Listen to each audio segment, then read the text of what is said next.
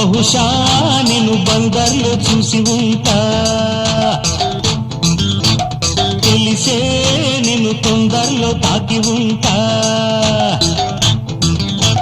నీ వంపులో నా కొంపలే నేనెప్పుడు వేశానులే, జల్లో పువ్వు ఒళ్ళో నువ్వు మళ్ళీ నవ్వేదింకెన్నడు.